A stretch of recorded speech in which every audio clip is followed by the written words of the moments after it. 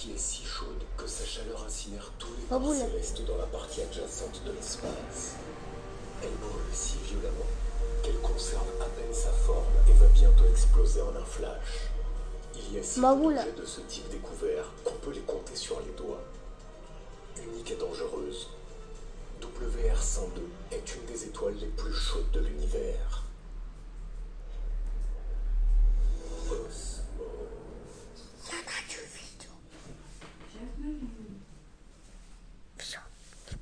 Les entrailles de toute étoile sont chauffées à des températures incroyablement élevées. Ce n'est pas surprenant, car ce n'est que dans de telles conditions que la fusion thermonucléaire peut se produire, qui est la principale source d'énergie de toutes les étoiles.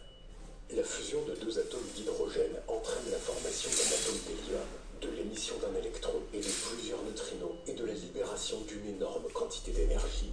Cependant, la fusion hydrogène-hélium n'est pas le seul processus qui chauffe les étoiles. À des températures plus élevées, le lithium, le carbone ou l'oxygène peuvent participer aux réactions. Dans ce cas, des noyaux d'éléments lourds tels que le soufre, le magnésium ou le phosphore se forment. Ils ont une charge plus élevée et se repoussent plus fortement. Il faut beaucoup plus d'énergie pour surmonter cette résistance. Lorsqu'une étoile de la séquence principale brûle la majeure partie de sa réserve d'hydrogène, elle commence à se dilater et à se refroidir, se transformant en une géante rouge. Sa combustion est entretenue pendant un certain temps par des réactions thermonucléaires de transformation de l'hélium en carbone et en oxygène. Mais plus l'étoile est légère, plus ce temps sera court. Finalement, l'étoile devient instable et perd ses coquilles extérieures, se transformant en supernova. Et à sa place reste une naine blanche. Elle n'a plus de carburant pour une réaction thermonucléaire et sans source d'énergie, elle est obligée de se refroidir progressivement. Cependant, si la masse de l'étoile dépasse une certaine limite, la fusion thermonucléaire peut devenir la principale source d'énergie, même après que tout l'hydrogène ait disparu. De tels corps célestes sont appelés étoiles Wolf-Rayet. Ce type d'objet céleste a été découvert en 1867 par les astronomes français Charles Wolf et Georges Rayet. L'attention des scientifiques a été attirée par les raies d'émission anormalement brillantes des éléments lourds du spectre. La structure interne de ces corps célestes inhabituels a été expliquée bien plus tard. Généralement, les étoiles de ce type sont des astres lourds et pauvres en hydrogène au stade final de leur évolution. Les étoiles Wolf-Rayet sont très rares. Seules quelques centaines de ces étoiles ont été découvertes dans notre galaxie. On suppose que la Voie lactée ne contient pas plus de 2000 corps célestes de cette classe. Les étoiles Wolf-Rayet sont divisées en 3 séquences principales selon l'élément le plus brillant du spectre, l'azote, le carbone et l'oxygène. Chacune d'elles, à son tour, est divisée en plusieurs types, et c'est à la séquence d'oxygène qu'appartient l'étoile la plus chaude de l'univers étudié. Le corps céleste, maintenant connu sous le nom de WR102, a été découvert en 1971. Au début, il a été confondu avec un analogue optique de la source de rayons XGX3+1. Les observations suivantes ont montré qu'il s'agissait d'objets complètement différents. Selon les données d'analyse spectrale, l'étoile découverte se distinguait par des raies d'oxygène exceptionnellement brillantes dans le spectre d'émission. Et en 1982, WR102, avec 4 autres étoiles brillantes, sont devenus le modèle pour créer une nouvelle classe.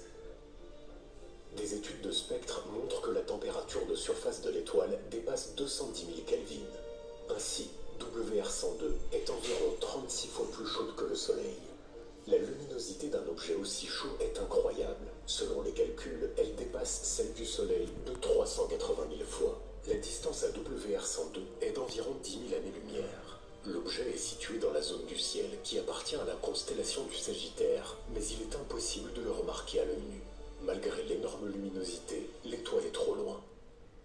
Actuellement, WR102 appartient à la classe spectrale incroyablement rare WO2.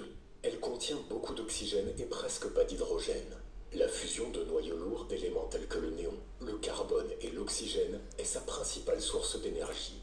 À l'heure actuelle, seuls 9 objets de ce type ont été découverts, dont 4 sont dans la Voie lactée et 5 autres sont dans d'autres galaxies.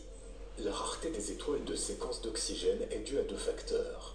Premièrement, il y a très peu d'étoiles Wolf-Rayet, car seulement des astres d'une masse d'au moins 40 masses solaires peuvent le devenir. Deuxièmement, cette classe est la dernière étape de l'évolution des étoiles de ce type. Cette étape dure de 1 à 10 000 ans. une seconde à l'échelle du temps astronomique. WR102 est une étoile petite mais dense. Son rayon n'est que de 58% de celui du Soleil et sa masse est estimée entre 15 et 18 masses solaires. On suppose qu'au moment de sa formation, elle avait une masse de 40 à 60 masses solaires. Cependant, la température élevée et les réactions violentes à l'intérieur de l'étoile provoquèrent un vent stellaire incroyablement puissant, dont la vitesse des particules dépassa 5000 km/s. En quelques mois, à cause du vent stellaire, WR102 a perdu une quantité de matière correspondant à la masse de la Terre. Avec une telle intensité d'émission de particules, en 10 000 ans, l'étoile perdra une quantité de matière comparable à la masse du Soleil. WR102 n'a pas de planète, mais est entouré d'une enveloppe de gaz avec une densité très faible. Un puissant rayonnement ultraviolet et un fort vent stellaire la compriment et l'ionisent, formant un système complexe de protubérances et d'arcs entourant l'étoile. Selon une théorie, la nébuleuse gazeuse autour de WR102 pourrait être des restes de la coquille externe d'hydrogène de l'étoile.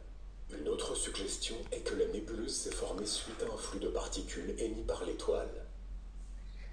WR102 n'est pas le seul endroit extrêmement chaud de l'univers. Par exemple, les étoiles WR142, WR30A et WR93b, ainsi que l'étoile centrale de la nébuleuse du papillon NGC 6302, sont chaudes à environ de 200 000 Kelvin. Certaines naines blanches peuvent avoir approximativement la même température de surface. Cependant, aucune d'entre elles ne peut se comparer aux étoiles à neutrons. Au moment de la naissance, leur température peut atteindre 100 milliards de Kelvin. Le rayonnement actif des neutrinos les refroidit très rapidement, mais la température de surface de toute étoile à neutrons est d'au moins plusieurs centaines de milliers de Kelvin. Ce faisant, le noyau est évidemment encore plus chaud. Mais il est peu probable qu'un record absolu de température ne soit jamais atteint. Selon les concepts cosmologiques modernes, au moment de l'hypothétique Big Bang, la température de l'univers était d'environ 1,4 fois 10 puissance 32 Kelvin. Cette valeur est une constante physique fondamentale et s'appelle la température de Planck. La physique moderne n'est pas en mesure de décrire la substance d'une température plus élevée, car dans ces conditions incroyables, les lois physiques sont déformées au-delà de toute reconnaissance. Selon les données disponibles sur l'évolution des étoiles, WR102 est en fin de vie. Contrairement aux étoiles de la séquence principale, les étoiles de Wolf-Rayet ne se dilatent pas dans leur dernier stade d'évolution. La masse élevée maintient la substance de l'étoile comprimée en une boule dense et chaude. Cependant, d'importantes pertes de masse dues au vent stellaire finissent par déstabiliser l'étoile. Si les calculs sont corrects, alors WR102 se transformera en supernova au cours des 1500 prochaines années. Si nous nous souvenons que la distance entre l'étoile et la Terre est de 10 000 années-lumière, il y a une forte probabilité pour que cet événement se soit déjà produit. Une explosion de supernova sera accompagnée d'un sursaut gamma d'une puissance incroyable. Heureusement, notre planète est trop loin pour que cette émission destructrice puisse la menacer. WR102 est constitué d'éléments assez lourds jusqu'au fer. Une évolution ultérieure nécessiterait une compression extrêmement forte. L'explosion la plus puissante, qui achèvera la vie de l'étoile, entraînera de violents processus de capture de protons et de neutrons. C'est ainsi que se forment des éléments encore plus lourds, jusqu'au transuranien. En fin de compte, une étoile à neutrons restera à la place de WR102, un corps céleste incroyablement chaud et incroyablement dense. Les coquilles extérieures de l'ancienne étoile, éjectées par l'explosion, formeront une nébuleuse. Elle se refroidira lentement, libérant la chaleur accumulée dans l'espace environnant. Plusieurs milliards d'années plus tard, cette substance pourra former un nouveau système planétaire.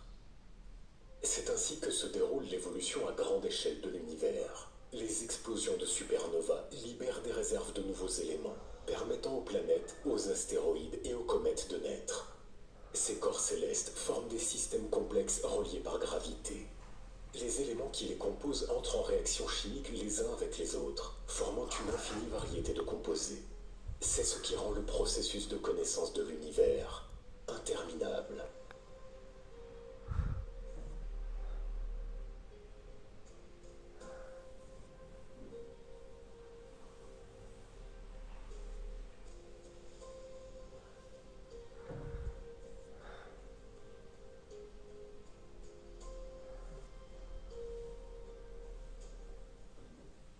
Imaginez un océan toujours en ébullition, illimité et sans fin.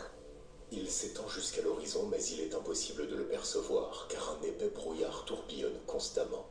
Des nuages denses sans une seule ouverture cachent un soleil énorme mais faible. Seules de légères variations de luminosité indiquent le passage du jour à la nuit. Si l'obscurité autour s'est transformée en une brume gris foncé, c'est que l'aube est venue. Et sous cette énorme masse d'eau de plusieurs kilomètres se cache un noyau de milliards de tonnes de glace chaude. C'est très probablement à cela que ressemble